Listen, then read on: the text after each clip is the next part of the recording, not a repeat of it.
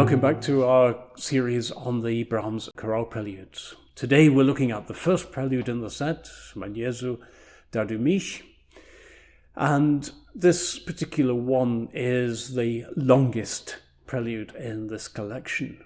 You know, each of the preludes in this set of 11 conform to the kind of classical short chorale prelude format. That is to say, it runs once through the melody, as opposed to taking a part of the melody and creating a sort of fantasia out of it.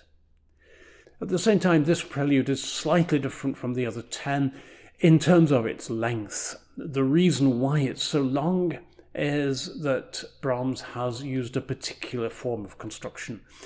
In this, the chorale melody is presented line by line in the pedals in long notes.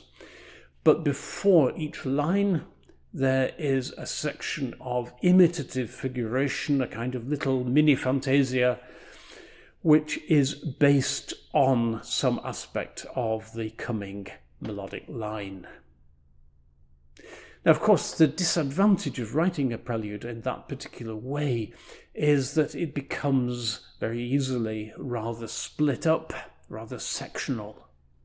The other big problem with doing it is that there is, by definition, very little time to develop the melodic material, and so there is very little scope for putting in expressive passages. This particular chorale melody doesn't help a lot either, other than the one line, which heads towards the dominant. It sits very firmly in E minor. And therefore the chorale prelude also sits very firmly in E minor, which all increases the feeling of it being rather static. Brahms, of course, is a great composer, and there are places in this prelude where he transcends the limitations of this particular format.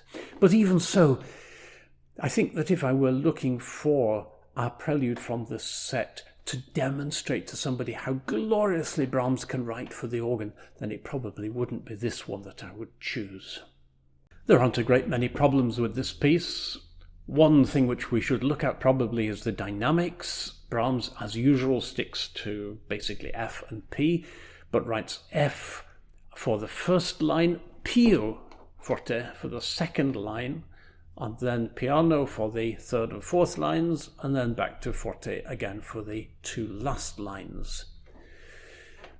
One problem is, what exactly does he mean by piano forte in the second line? Because there is really nowhere in which to change manuals.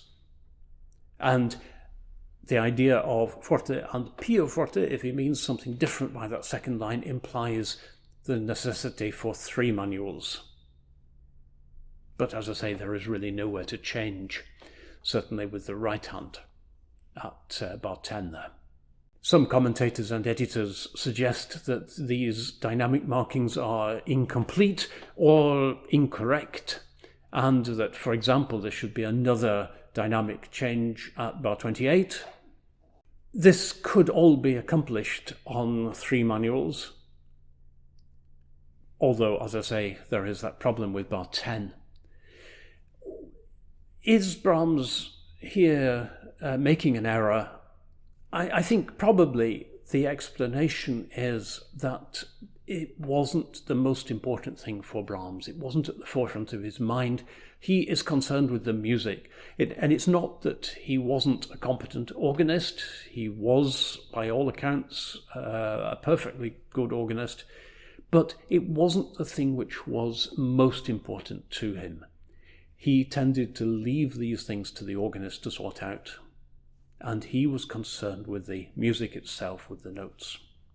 Just today we've been invited to a church which we haven't used before for this series, the quaintly named Julebygda village, which means Christmas village, with a very smart new Mühlhausen organ, which is actually ideal for playing Brahms on. But it's a 2-manual instrument, so I'm playing it with a very simple registration. The first 2 lines with the same forte registration, the second 2 with the piano registration, and the last 2 back on the first manual again. The tempo, it needs to be reasonably easy. I think that the main thing which prevents us from playing it faster is the demi-semiquavers in the third section.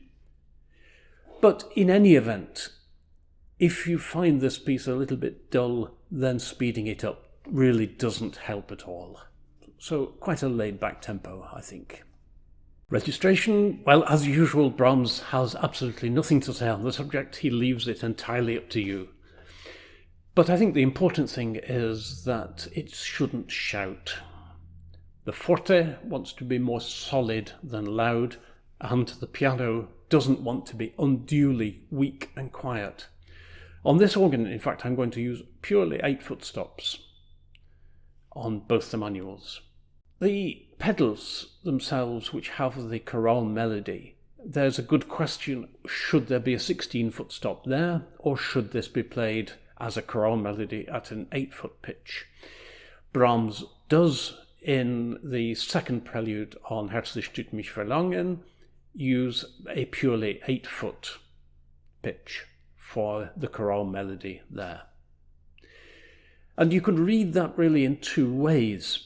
The first is he notates in Stylistic, mich, in the second one, he notates that he wants an 8-foot pitch, which he doesn't in this case. And so you could suggest that he was perfectly capable of saying it if he wanted it, and therefore he doesn't. And so we should use a 16-foot.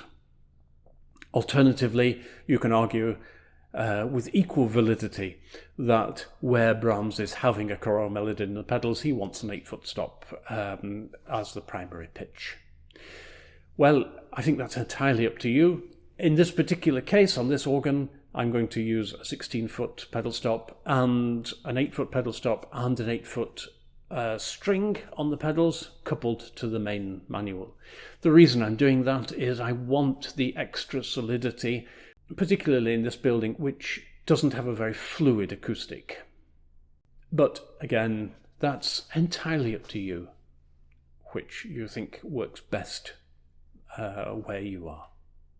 In general, I find this a rather old-fashioned kind of prelude, and therefore I will play it in a slightly more old-fashioned manner than the remaining preludes in the set.